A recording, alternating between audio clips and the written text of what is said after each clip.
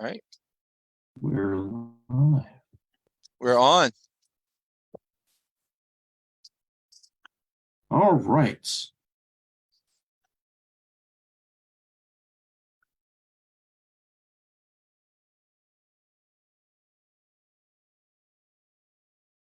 Well, wonderful. We are finally live here this evening. I want to welcome everyone to another installment of our Emerging Revolutionary War Revelries. My name is Dan Welch, and with me this evening is Rob Orrison, co-founder of Emerging Revolutionary War, and we also have Mark Wilcox joining us this evening, a historian and blogger with Emerging Revolutionary War. Before we get into our talk this evening and topic, a couple things I want to point out. The Emerging Revolutionary War's third annual bus tour will be taking place this November. We're heading down to the Southern Theater of the war itself, one of the topics we're going to be covering tonight in our program. But we do have a waiting list currently for that. So, if you're interested, you didn't get your tickets yet, get on the waiting list. There's still plenty of time. Things can happen. We understand people's lives get busy and things come up. So if that's something you're still interested in attending, get on that waiting list so you can be notified if there's any openings that are going to occur there. The other thing I want to point out to you is within the last couple weeks, the latest book in the Emerging Revolutionary War series, To the Last Extremity, The Battles for Charleston, by ERW historian Mark Malloy, was recently released. If you didn't pre-order one of those and have it already shipped to you, it's out in stores. It's also available on our publisher's website, savisbeatty.com. Make sure you go ahead and order one of those. It is an excellent read. Mark's done a great job peeling back the layers of so much history in Charleston, South Carolina, and placing all those events during the Revolutionary War in that town into proper context, and provides just a wonderful tour guide in the back. So when you do make it to Charleston, you can find all of these places that he discusses in the narrative. So it's the latest book in the Emerging Revolutionary War series, To the Last Extremity by Mark Malloy. We encourage you to get that book and add it to your collection. And speaking of books, that's what we are going to be talking about this evening. Tonight's topic is going to focus on the next book to come out in the Emerging Revolutionary War series. It's heading off to the printer just this coming week and should be hitting stores. And if you pre-ordered, hitting your mailbox soon. If not, get on Savis Beatty and pre-order that book as well. The title of the book is All That Can Be Expected, and it's going to focus on the battles, or the battle, shall I say, of Camden in August of 1780. Now, our authors this evening of this book, Rob and Mark, before we start talking a little bit about the events that lead up to Camden and the battle itself, one of the questions that I have for you, and I think would interest our audience this evening, is out of all the other battles and personalities of the American Revolution that could come next in the Emerging Revolutionary War series, there's so many things that have yet to be looked at, battles for New York and Boston and Bunker Hill and all of these other battles that have not yet come out yet in the ERW series. Why Camden and why now? You want to go, Mark? Sure, I'll go first. I'll be honest with you, Dan. My interest in it began in the late 1980s. When you grow up in Richmond, Virginia, I love the study of the Civil War, but you pretty much have it shoved down your throat. So I was starting to burn out just a little bit and started to look into the American Revolution. I'd never really studied that much about the war. And so the very first book that I had, I'm reading, The War Has Gone to the South. And, I was just really intrigued by the fact that the Battle of Camden, August 16, 1780, starts off with a blunder, starts off with the vanguards of these two armies literally blundering into each other on the road in the early morning hours of the 16th of August. And for some reason, that just fascinated me. But as I read more, became more familiar with it, it's a very interesting time because the war has gone to the South. You've got this terrible loss. You've got, well, a couple of them. Charleston has fallen, and now you have Horatio Gates, who has, I'm not a huge fan of Gates. He's trumpeted himself as the big victor there at Saratoga. I've got some other feelings about that, but he comes down to the South, and he's going to make some mistakes. And it is a debacle for the Patriot Army, the American Army. But with that debacle, the people of South Carolina, partisans from Georgia, North Carolina, what's now Eastern Tennessee, the Over Mountain men, people begin to really mobilize, and they really start to look into throwing the British out of South Carolina. And so for a while, the only organized Patriot companies resistance is going to be those partisans. But I think it's the catalyst that really sparks that Patriot interest and in people who were there, people who are in the back country, on the frontier, just actually now taking a stand. And then of course we see how things go for the British Army and Lord Cornwallis from that point on until October of 1781. It's just something that has really fascinated me. I think it's I think what drew me to it is you hear about it. You hear about this huge American defeat, this mixed force of militia and continental defeat, and then if you just kind of do the 30,000-foot view of the American Revolution, you hear about Camden, and then we're in Cowpens, and the Americans are winning in the South in Yorktown. It's just it was interesting to me how the British were able to not just capture Charleston and capture an entire Continental Army down there under Lincoln, but also completely wipe out an American army in Camden, and then literally a few months later be kind of on the downward spiral of their campaign. That's one thing. And then another thing is there's nothing on it. There's very little on Camden. Our good friend John Moss wrote a booklet on it, which is great. And our good friend Jim Paiku, she's doing the forward for this book, did a kind of a primary source material book on this, which is great. And then of course it's in Road to Guilford and some other kind of Southern campaign books, but there's really nothing that kind of focuses on Camden itself. And so that was always an interest. And then I think Mark, I'm not sure what year it was, we're getting old, but we were down there with some friends of ours. I won't mention them by name, but Bert and Doug, I'll go ahead and say Bert and Doug, and realized we spent some time with some great historians down there, Charles Baxley, Dave, and others that took us around. And there's nothing out there at that point. I think there'd be more coming on now this is happening, but there's nothing out there for someone to visit Camden to kind of go around and see what there is to see, to learn their story on the field and the sites around town.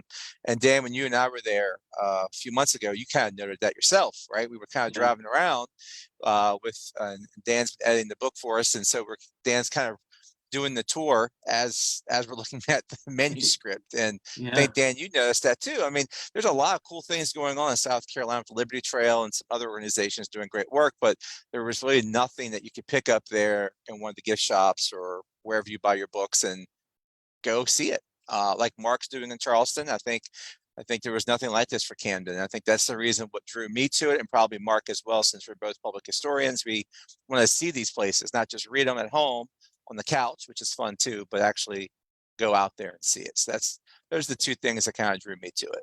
And there's something to see. Camden, South Carolina is a charming small town. It is. And the battlefield is in pristine condition. We're seeing it almost the way that the Continental soldiers, the militia soldiers, the British soldiers saw it almost, over 200 years ago. It's not overly developed. And that was intriguing for me as well.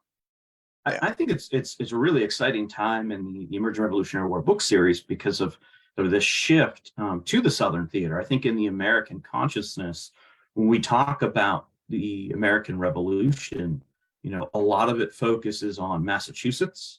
We stop very quickly in Pennsylvania at Valley Forge, and then we move to Yorktown, and the war's over, and Washington's president, and that's the end of the story. So as we approach the 250th, I think it's a great time to, move into the Southern theater that has often gotten, short shrift in the historiography of the war.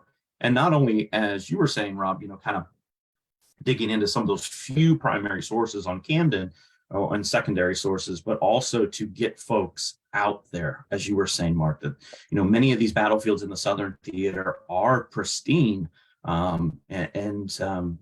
As Rob was mentioning, my first experience with Camden, unless you know what you're looking for and where you're going, you're just blowing by history on these roads without any sort of context or understanding how significant the area is and what you're traveling. So I think it's a really exciting time for ERW to kind of shift some focus down into the Southern Theater. And for those of you that are familiar with author and historian with ERW, Mark Malloy, every book in the series he's written is the most definitive moment, the turning point of the American Revolution. So with his first work in the series in Trenton and Princeton, those were the most important moments of the American Revolution. Now his most recent book on Charleston, that is the most important moment in the American Revolution. And as we're going to hear from our co-authors tonight, Camden, the most important moment in the American Revolution. But Ed, I want to remind folks, for those that are joining us this evening, if you have questions as we're getting into this evening, feel free to drop those in the comments. We'll have time at the end of the program this evening to address those questions and let our authors speak to them.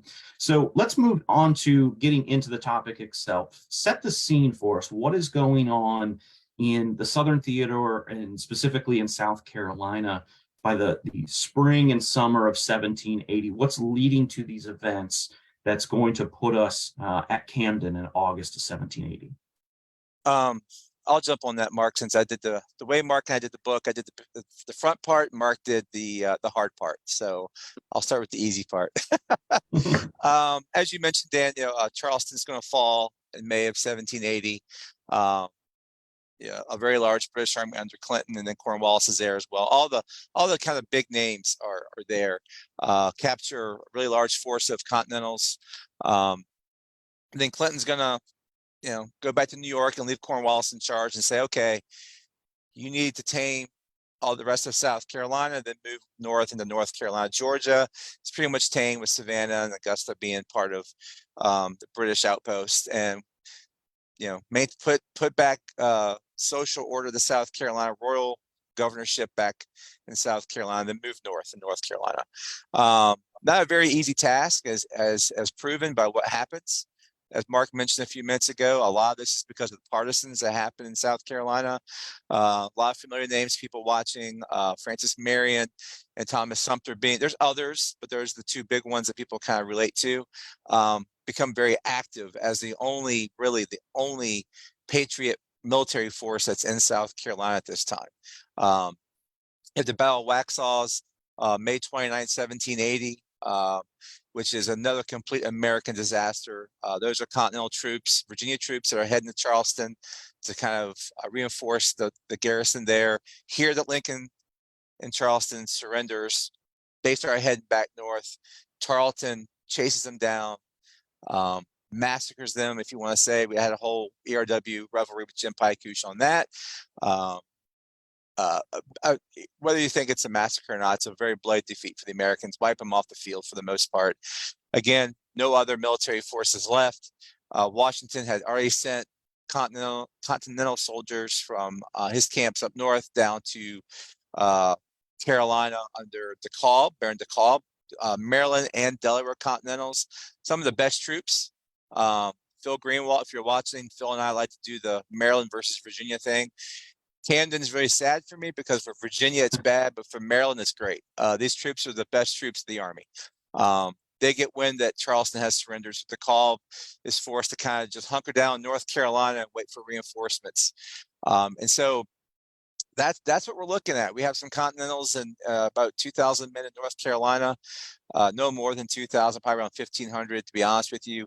Underfed, undersupplied, and the partisans are kind of doing what they can in South Carolina to interrupt the supply line between these British outposts. The British are going to set up posts in Camden, 96, Churall Hills, and some other places where they're basically just places for local loyalist groups and provincial soldiers to work out of, to kind of hope recruit more troops into the British side, and also to install British rule in the state or colony, depending on which view you have.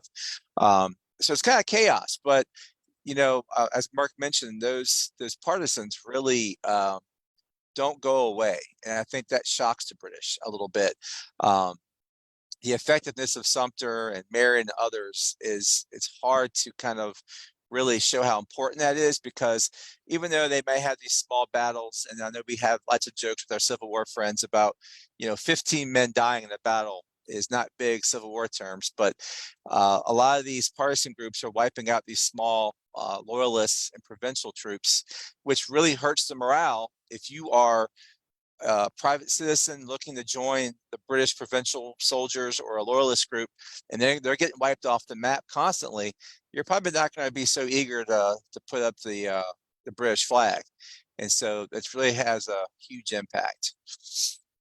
And Rob, guys, at that point, I mean, in the South Carolina backcountry, it is very much a civil war. There are grudges that are being held and payback being given. So in a lot of cases, it's really not fervent patriotism or loyalist or whatever. It's just, if your enemy lines up with a loyalist, then I'm gonna be a Whig. It's that kind of thing. So I mean, it is a very, very bloody time, as a matter of fact.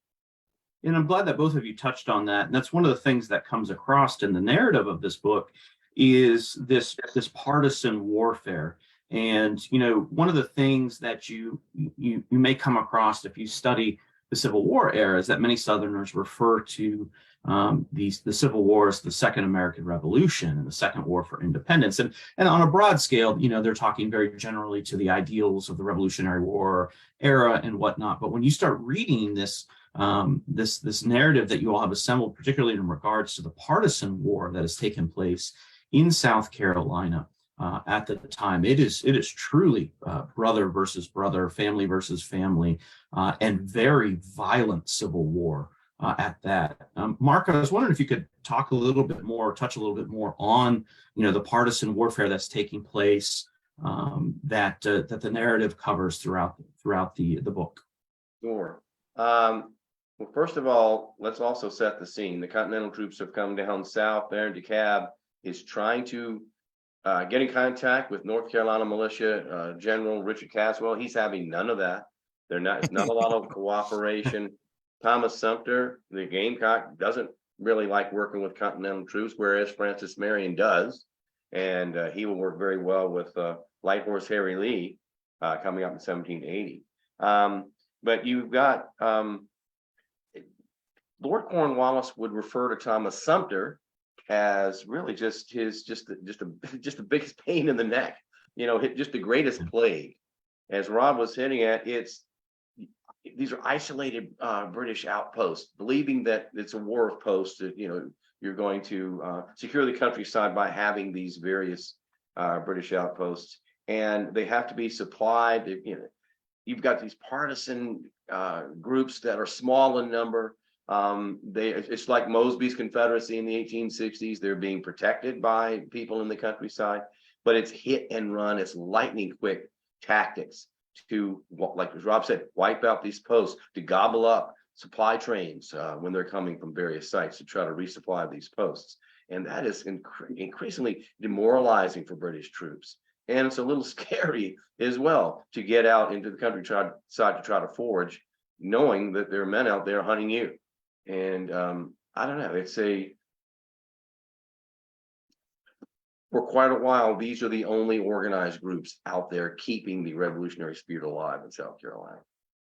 I think now this is a great time to transition to the topic of who these units were that are comprising these armies that are going to eventually engage on August 15th and 16th, 1780. So, we've heard a little bit about some of these units already, the partisan forces, Sumter and Marion. We've heard a little bit about the North Carolina militia under Richard Caswell, who just an interesting fellow in this part of the story, has that independent American spirit, if you will.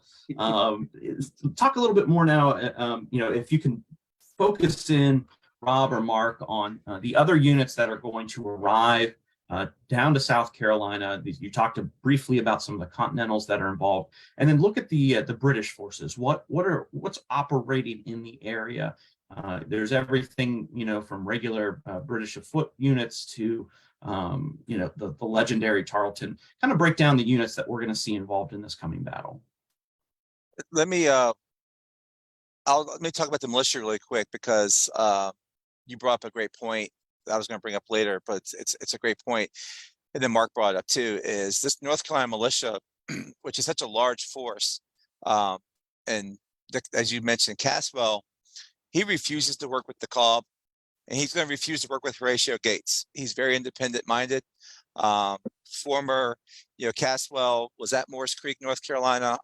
He had some military experience, but mostly a politician. Former governor of North Carolina. He's going to be governor again of North Carolina.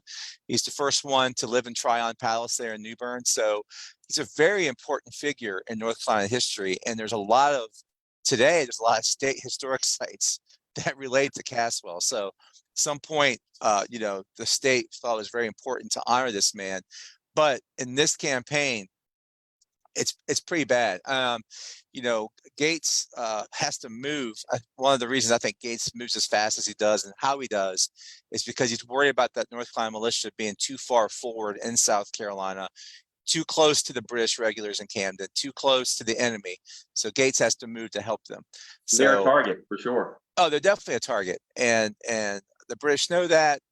Eventually Gates will come down there, and I think this is relevant because it's funny when one of the accounts is some of the men look around Caswell's camps and it's a camp of luxury.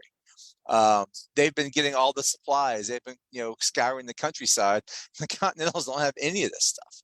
The militia officers have all their personal baggage. It's a very interesting juxtaposition between what the Continentals are going through, what the militia are going through. And then the Virginia militia that's in the battle doesn't show up really till a couple of days before the actual fight.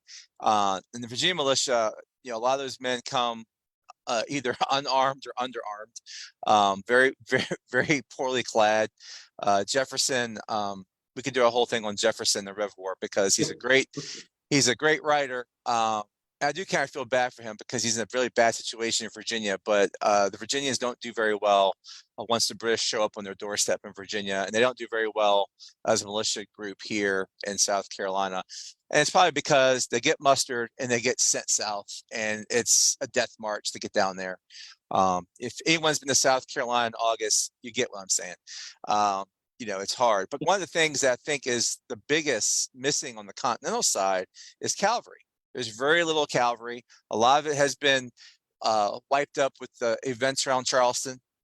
William Washington's actually going to be back in Virginia at this time, recruiting more cavalry. And Gates doesn't seem to have a big need for cavalry. That's one of the criticisms against him. Lighthorse Harry Lee, when he writes his memoirs, criticizes Gates for that. Others historians have criticized Gates. The problem is there is no cavalry to be had. There's Armand's Legion, which is a very small group. Not really a lot of cavalry. He's got Francis Marion. Marion will arrive with his militiamen in camp, and all the Continentals just kind of make fun of these guys. It's a mixed race group. There's whites, there's blacks, there's some indigenous Indian people in there. They're not dressed all that well, and Gates doesn't seem to have a need for it. Eventually, he's going to send Marion off to kind of take over some of the militia there, and not in the back country, but the low country. And his orders are to cut off any British retreat east from Camden. So he doesn't really have a need for Marion. And Marion could have possibly with men on horseback provide some cavalry for Gates, but just doesn't have it. And I think it's eyes and ears out there would be extremely important. Right. I've always felt, Rob, that Gates didn't have a great deal of respect for cavalry troops. Yeah, it's a good point. He would after this. He had no problem riding the horse after the battle. We all know that. I know I'm jumping ahead, but all right, so Rob, you gave us a pretty good overview of the Continental forces and the militia involved, the partisan forces that are moving towards South Carolina. And I think one of the things you touched upon, and we'd love to hear your thoughts on this in the comments. I think a great revelry would be Jefferson and the mobilization of Virginia for the war effort. It'd be a depressing one. It would be a depressing revelry, that's for sure. But let us know if that's something you want to hear as a topic in the comments. Mark, why don't you go ahead now and get us to the other side of the coin? What does Cornwallis have with him and what's he going to be bringing with him on the march, which is going to lead us into the next segue. What are these armies doing in the the back half of the first week of August that are going to lead us to this area in Camden? Or Cornwallis has got a great mix of British regulars, provincial troops, loyalist troops, volunteer loyalist militia, and these men these are American troops. Now, these are American men, and they are trained in the British art of war, and they're very well trained, and they're very well equipped and provisioned.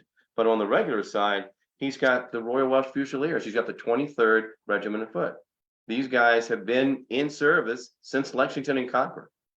Cornwallis's own regiment, the 33rd Regiment of Foot. These guys are crack units, and well supplied and certainly well disciplined. But on the facing the Continentals, especially facing the Gates's troops here at Camden, you've got the Lord Francis Rawdon's Volunteers of Ireland. These men have been thoroughly trained. There's going to be the Infantry Regiment of Tarleton's British Legion. Again, these are American troops. They have been serving with Tarleton. These guys know what they need to know about warfare. There are the Royal North Carolina Provincials, Lieutenant Colonel John Hamilton, and the North Carolina Volunteer Militia under Samuel Bryan. And these are not the Green Patriot militia troops, like the 700 Virginians under Edward Stevens coming down, who I'm not sure how much any of these guys have even fired their muskets, but these are crack units who have been under fire, who have been in combat, and extremely well trained. And Cornwallis has made that decision that it would behoove him to attack Gates.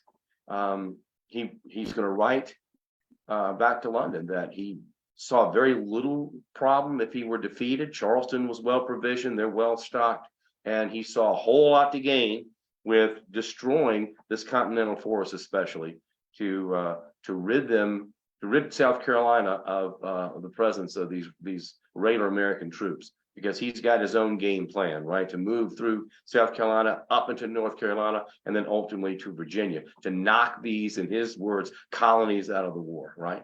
And that's going to really hurt the American war effort if he can do that. And so he's going to make that plan. He arrives, unbeknownst to Horatio Gates, he's going to arrive in Camden around August 13th and immediately come up with that plan.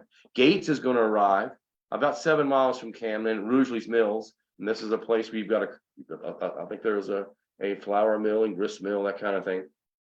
And it's not as defensible a spot as he would like, and so he's immediately going to send out his chief engineer, Lieutenant Colonel John Christian Sept, and a lieutenant colonel from Virginia, Charles Porterfield, to find out what's out there, what's closer to Camden. Is there a better, more defensible position? And with that report, Gates is going to report to Congress that he makes the decision not so much to attack the British, as he would claim later, but maybe to move closer, set up a defensive position. He's going to find this deep Sanders Creek.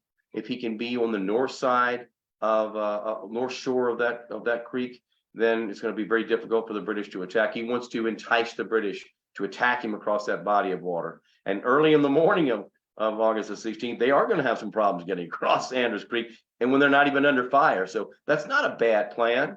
Was Gates actually believing that? Was he thinking about attacking the British? That's a possibility. He thought he had about 7,000 effectives when he only had about 3,500, maybe 4,000, a lot less. But he thought that was enough for their purposes. But what were those purposes, right? He could have been. He's thinking about his game plan at Saratoga when he really blocks the road at Bemis Heights. Let the British attack him.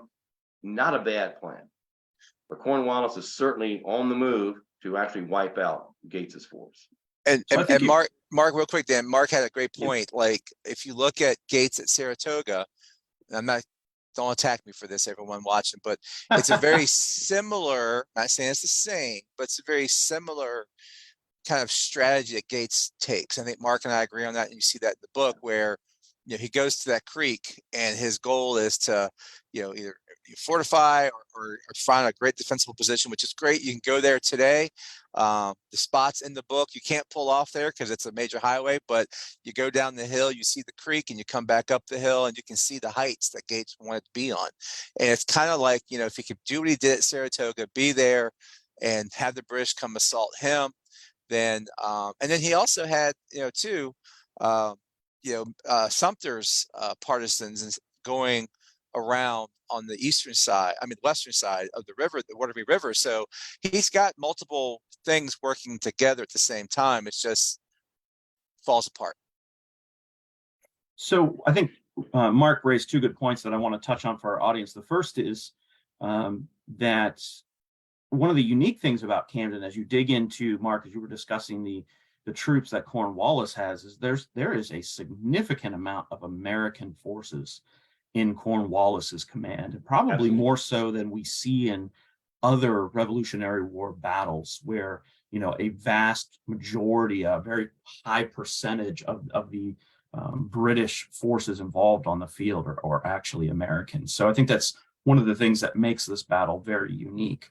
The second thing that you talked on, and kind of comparing and contrasting, and Rob, you kind of added it there, is what strategy is going on at this point in time. And Rob, you kind of touched on that. You and Mark agree that we're not 100% sure on Gates's strategy, whether he meant a direct assault against Cornwallis and his army, if he's looking to find some good position in which to draw Cornwallis out. But it's very, very clear that Cornwallis's objective is to continue to move towards wiping out, destroying these forces in the Carolinas, subjugating these two colonies, removing them as a threat to the overall British war effort, and continuing northward towards Virginia and its subjugation. So we've covered the forces, we've covered the events that's going on in South Carolina at this point in the war. We've talked a little bit about strategy. Mark, get us to August 15th. What is going on in both armies on August the 15th? Get us throughout the day and set up for us what's going to happen leading into the pre-dawn hours of the 16th. Gates will have an officer's call where he is going to make the suggestion that they are going to move closer to Camden. And we just very quickly, Sanders Creek, that was right there along the Great Wagon Road that really starts in Philadelphia and moves its way through the Virginia Shenandoah Valley down through the South. People traveling that road to get land and so forth. But along the Great Wagon Road that really divides this battlefield in two, at Sanders Creek, that's the only fordable spot for miles. So fortifying right there on the northern bank would have been crucial in stopping Cornwallis's forces, or making it very difficult for them. But during the day on the 15th, Gates is going to have an officer's call. There, as far as we know, as far as he says, there's no dissenting votes here. They're going to, his general officers are going to agree with him. We're going to mobilize. And, the army is on the march. They're used to not having a lot of provisions, trying to live off the land as much as they can. And there's no whiskey. There's no liquor. That's always a problem. That's always a problem. A huge problem. You didn't undertake a significant battle like that without some form of liquid refreshment. Gates doesn't have that. He makes the decision to feed his men a full meal out of the hospital stores, fresh beef, that kind of some type of dumpling kind of thing, and green corn they've been eating. That's really great for the digestive system. No alcohol, so he decides to give them molasses. They do have molasses in camp. And what that does to the digestive systems of these patriot American forces is just horrible. These guys are breaking ranks as they start off about 10 o'clock at night on the 15th. They're heading for Camden. They're breaking ranks. So many of these guys all night long going into the brush and relieving themselves. And just think about it. These guys have to fight a battle here in a couple of hours, which they don't know about. But yeah, they're lethargic. Can you think about how that must have felt?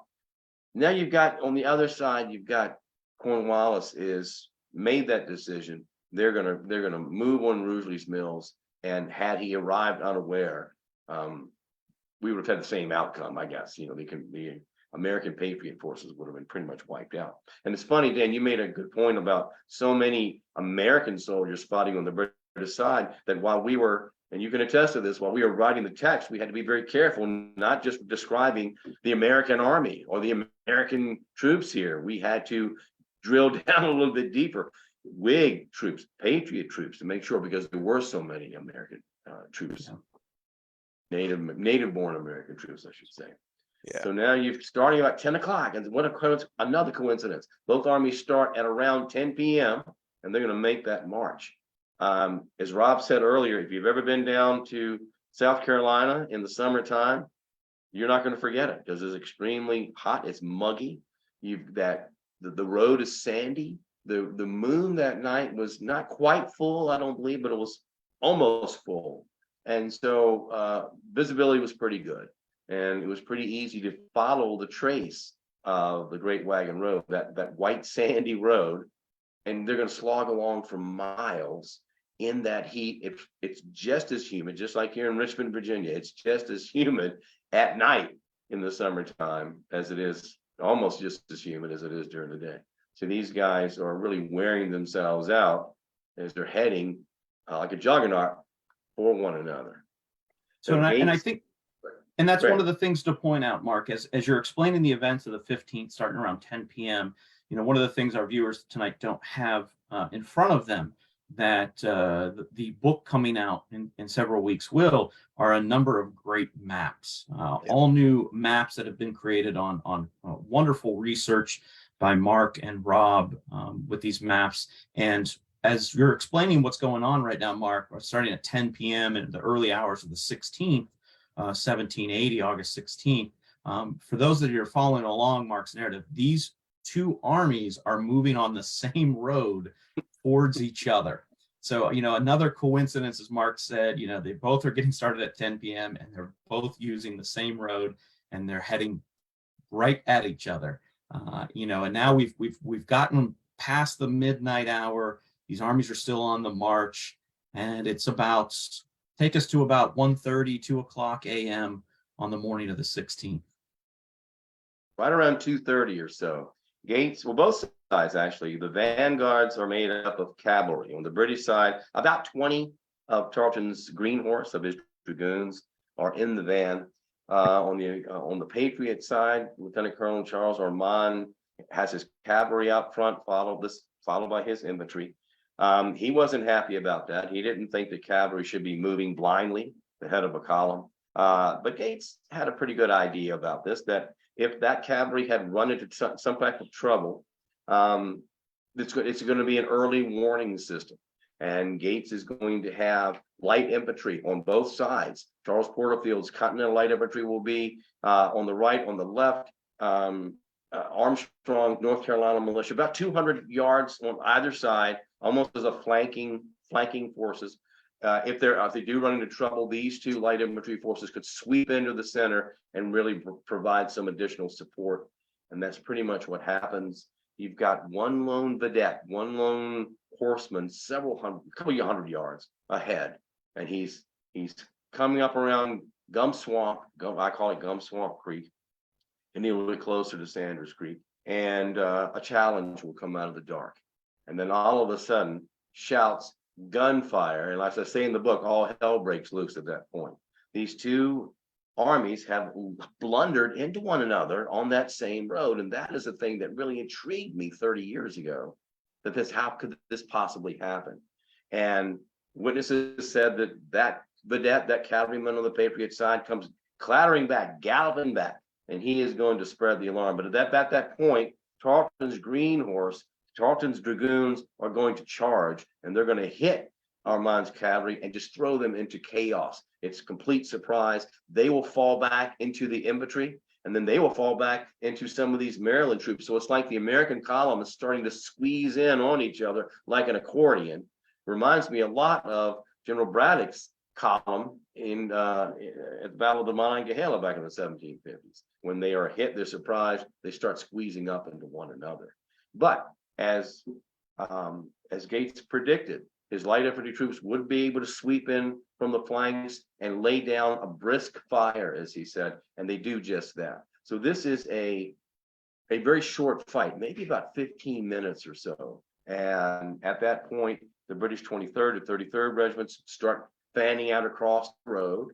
And there's going to be a very sharp firefight, and then the two sides will break apart. The British are pretty much going to lay on their arms, but they're going to wait till sunrise. They're going to wait for light before Cornwallis is actually going to disperse them into any type of line of battle. On the Patriot side, same thing's going to happen. They'll fall back. And think about it. Who is out there? What's the force? We have no idea.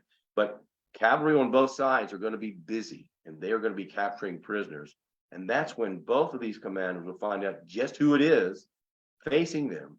And Lieutenant Colonel Arthur Holland Williams of really the 6th Maryland, he's the acting deputy adjutant general of the Army. A phenomenal writer. Yes, Phenomenal writer. Much so. And if for those viewers this evening, if you do not own a copy of his writings from the war, it's worth picking up. It's great. It is phenomenal. Down here somewhere. We quote him considerably. We quote him considerably in the book. He is going to write about the astonishment and maybe a little nervousness of Horatio Gates when he finds out that it's actually Lord Charles Cornwallis who was facing them and in command of the British forces. And these two armies are now just going to have to hunker down and wait for dawn so they can see what they're doing. Go ahead, Rob. And I'm saying, Dan, I'm glad you mentioned the maps, because Mark and I did do a lot of research, but Edward Alexander, who does all of our maps, he researches this stuff too. So it's great to work with a map maker that when you send him a mock-up, he's like, well, actually what I've been reading, and between the three of us, you create the best maps. Edward's been great.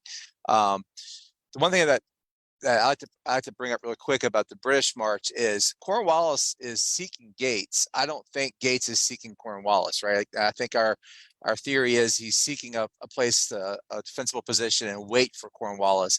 Cornwallis is looking for Gates. And I think Cornwallis moves out of Camden instead of waiting for him and fortifying a town, because just as sick as the Americans are, Cornwallis is getting anywhere from 300 to 500 men sick in Camden. And, his officers tell him, if we can't move them, and if we were to leave Camden, because one thought was they would leave Camden, they thought Gates had this large force. And I think the British are going to know that the force is much smaller before Gates knows it's much smaller. But, Cornwallis is told, we can't move these men. So if we were to leave Camden or lose a battle here, you're going to lose all these men.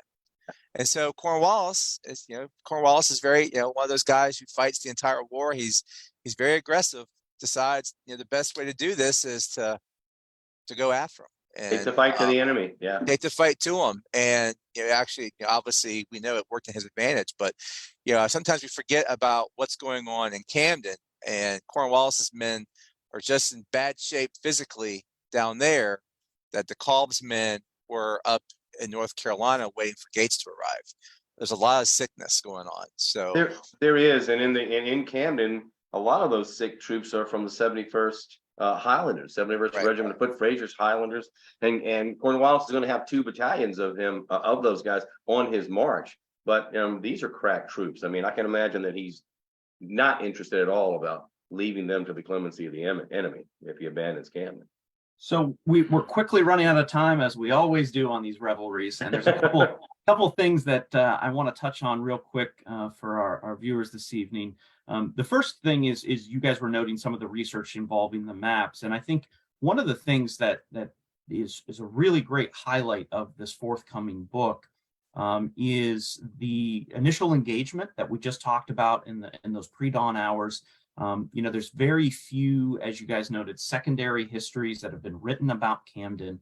And of those that are out there, they do not stress the importance of those opening shots and these armies kind of bumping into each other, and the immediate deployments, and what's going to happen between 2:30 a.m. and when the sun starts rising on the morning of the 16th. So, that was definitely a thrilling part of the account for me to be able to read and work with you guys on, because it's a really exciting part of the story, because you're finally, you've been following these armies, and you're finally, you're bringing them to the field and you're seeing them engage and how they're going to react. I don't want to give away. I don't want to give away the whole battle narrative because you know it's a It's great short. read. Yeah. It is short. The battle. You know, when I was with Mark and Rob down at Camden in April, I think the walk from the where we parked the car was longer than the entirety of the battle was Probably. historically. But so I don't want to give that away, but I do want to touch on a moment of the deployment itself and how the deployment of these two armies, particularly Virginia, is going to affect the battle. If you could just very quickly kind of, you know, a couple sentences, talk about the deployment of both sides as the sun's coming up and how that will ultimately affect the outcome of the fighting. Or well, just very quickly, and Rob actually challenged this as well. It's believed that Gates was keeping it with a time-honored tradition of establishing his battle line by placing his most experienced troops on the right of the battle line and his less experienced. And we're trying to look to see where is that evidenced. But if that is true, then Gates has got about roughly 25 years of experience in the British Army himself working against him on that day, because he pretty much does line his troops up in that way. On the west side of the Great Wagon Road, you've got Baron de Kalb in command there. It's the 2nd Maryland Brigade. They are under the command of a Mordecai Guest from Maryland. And again, these are some of the toughest combat troops that the Continental Army would ever produce. With them is Colonel Joseph Vaughn's just venerable Delaware Regiment. They've got artillery with them. There's artillery in the middle of the road. Captain Anthony Singleton's got about 2 6-pounders, roughly 7 or 8 pieces of artillery along the American line. On the left side of the road, the east side of the road, he's going to line up his militia troops in the same line of battle. He's going to line up the North Carolinians right by the road. To their left will be Edward Stevens, 700 Virginians. There will be light infantry, Porterville's light infantry on the extreme left flank, and then about 60 or so troopers from Armand's cavalry. And then a little bit further back in reserve is going to be the 1st Maryland Brigade under Major General William Smallwood. And who are they facing? How that's lined up. The militia troops on the Patriot side are facing the 23rd and the 33rd Regiments of Foot. You know, these are wonderfully trained. These are combat veterans. On the other side of the road, facing the American Continentals, are going to be the Volunteers of Ireland. They're going to be North Carolina Provincials and things like that, who are going to pretty much give as good as they take from the Continentals. That's a pretty good battle over there. It's going to be, the problem is for the Patriots is going to be what the militia troops are going to be doing. These green, untested men on the left side of the road, of the Great Wagon Road on the American side. Yeah, and even before they deploy, a lot of debate's been had about why did Gates stay? You know, these men, after that initial encounter, lay down what they can lay down, and they're only a few hundred yards apart. They're not very far apart. You know, Gates has gets his officers together, and you know, there's a lot of debate about those who were there and those who weren't there. We won't dive into that tonight, but you know, Gates is a controversial figure much later on. There's a lot of, you know, Washington's supporters that really, Hamilton writes a lot about Camden. Hamilton was nowhere near Camden. Writes a lot about Gates's flaws at Camden. But what else could he do at that point? And I think that's another thing I said, you know, there's nothing else but to fight.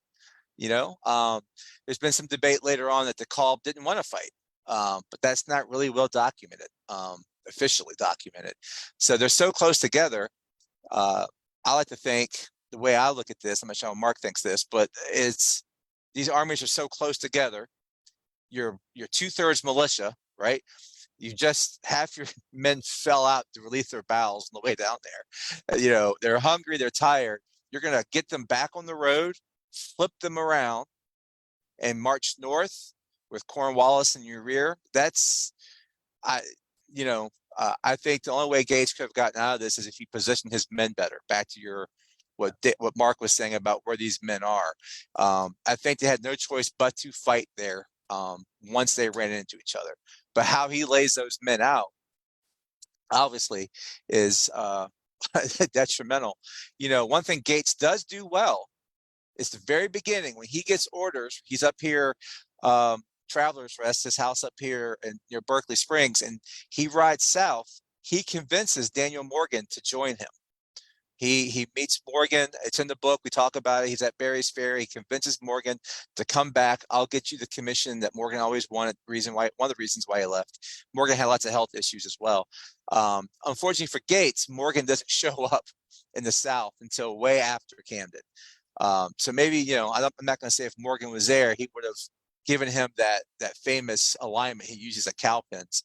But definitely, I think the way Gates lays out his men is the reason why this battle is lost. But I don't think he could have left. I don't think he could have pulled that army out of there on the morning of the 16th of August. It would have been impossible. Yeah, I agree. Arthur Williams talked about the fact that just before the next officer's call, this is after the first engagement, the pre-dawn engagement, and he writes that Baron de Cobb asks him, well, has General Gates ordered the army to retreat? He was a little surprised that hadn't happened. This guy had been, he's German born, but he's been fighting with the French army. He had experience maneuvering much larger bodies of troops, veteran of many European battles. But what could you do when you think about this column and you've got supply wagons, you've got artillery in the back, just getting your army turned about in the roads silently? And now the British army are on high alert because you've bumped into each other. I think it was a recipe for disaster. I fully agree with that. I'm not sure there was anything they could have done, but try to spread out and fight. Rob, you used the word running, and the only person that ran better than the Virginians was Gates himself. So we're going to leave that as the conclusion of the battle narrative. To find out what happens during, the battle in great detail with all of these units and the actions that are going to take place on this battlefield, you're going to want to pick up this new book on Camden. It's going to the printer next week, so it should be hitting stores very, very soon. Before we go tonight, guys, I think one of the unique things about the timing of this book has to do with the amount of preservation that has been happening in Camden over the recent years, as well as some recent archaeological discoveries. And I think one of the great things that you've included in the book is all of these recent preservation efforts, these efforts that include access for visitors to get out there and walk in the footsteps of these units. The appearance of wayside markers out there and interpretive plaques and audio tours, some recent monuments placed on the battlefield, and also including this newest chapter of Camden history. So in a sentence or two, to whet the appetite, if you will, of these new developments in historic preservation and archaeology at Camden. Can you talk a little bit about these recent archaeological discoveries and what they're telling us about this battle and battlefield? Yeah. Well, go ahead, Mark. Almost a year or so ago, starting in September 2022, there was what's supposed to be a very small archaeological work done. Archaeologist James Legg, our friend Jim Legg, and Dr. Stephen Smith, and just a small number of archaeologists, and that team grew because we know that the British they had control of the battle, and so many of these British and Patriot soldiers were actually laid in hastily dug graves. And last year, really over the years, relic hunters would be out and finding remains, and so there was a concerted effort to excavate a lot of these sites, and it turns out that about 14 grave sites, or I should say grave sites containing the remains of 14 of these veterans have been uncovered. And it was so cool. These guys, Jim Legg and Stephen Smith, were provided us with photographs of these USA buttons that were indicative of Continental Regimental coats from Maryland, Delaware. And they're finding these spots, they're finding these graves, they're finding these artifacts where we believe these units were. So it's really, it's confirming our research and finding out not just that, but there's also one, there was a grave that contained the remains of someone from the 71st Highlanders. There were Highlanders on both sides of the road. He was laid out with full military honors, and just what was found, pewter buttons with 71 on it, just various other things. And they're so extremely interesting to see what was found here. And the town of Camden in April made a huge showing. That town came together to honor these veterans with funeral services and dignitaries from South Carolina coming to honor these men. And what I'm excited about is they will be reinterred in the Camden area after lying in unmarked graves for over 200 years. They're going to be in graves that are marked in decent containers and that type of thing.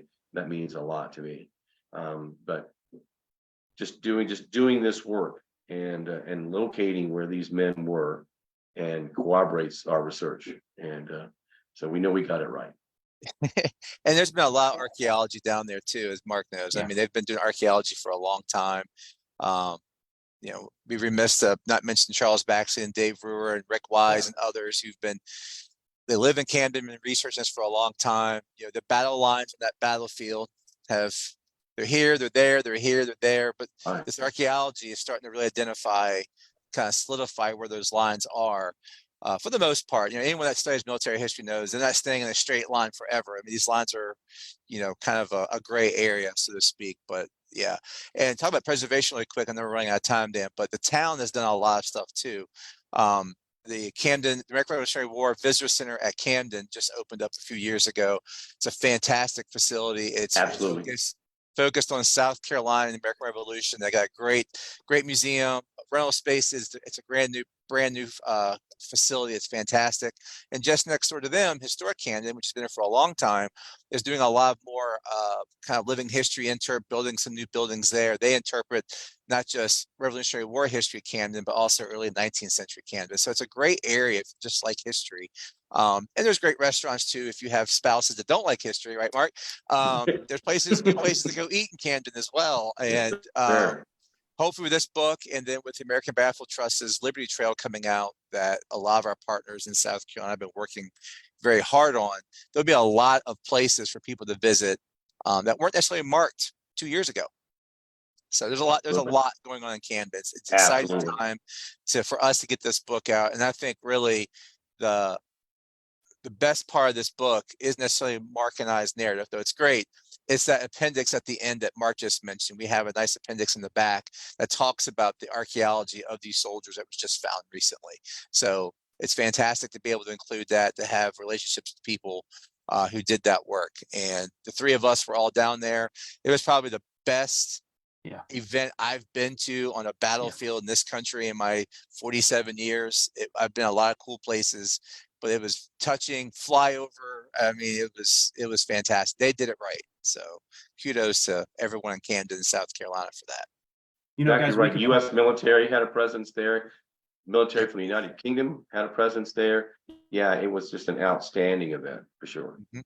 Well, we could probably do at least another 2 or 3 revelries on what is covered in all that could be expected. The newest release coming out, the Emerging Revolutionary War series by authors and historians Mark Wilcox and Rob Orrison. If you haven't pre-ordered that book from Savas Beatty, get online, get to Savas Beatty's website. Please order from them directly. Do not go to those other much maligned in the book industry, if you will, websites. Help support our publisher, Savas Beatty, and support them in getting these great stories published for future generations. Guys, before we go tonight, we've just got 2 quick questions that I want to touch on. One of the questions we had earlier in the program, did Gates have papers or submit official reports on his strategy or intent, whether or not he planned to attack the British or be on the defensive? I actually put a link in the chat, Dan, where some of those papers can be found, at least, you know, Gates's papers.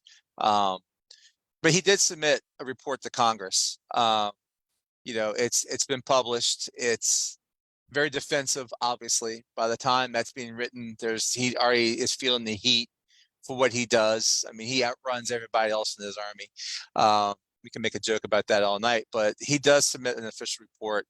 It's not very detailed. He does write more about it later on in some correspondence, but it's not like a Civil War. You know, a lot of people want to see those after action reports. It's just not that detailed. But I did put a link in the chat to where some of his papers are located up there in New York. A very similar question to that was in regards to the Otho Holland papers. If you could drop I'll do that. comment in the Yes, chat as well. We've got some questions about where they can find it and where they can I can do get that. their hands on those. One of the things that I mentioned is reading his accounts in the narrative that Rob and Mark have written. I would say that he is probably up there and one of the top, top 3 writers to come out of the continental side or the American side during the war for his reminiscences and his experiences. So Very detailed. Unfortunately, we are out of time, guys. I want to thank you all for joining us this evening as we explored the newest book coming out in the ERW series, All That Could Be Expected, The Battle for Camden, August 16th, 1780. Going to the printers next week, going to be hitting shelves just a couple weeks thereafter.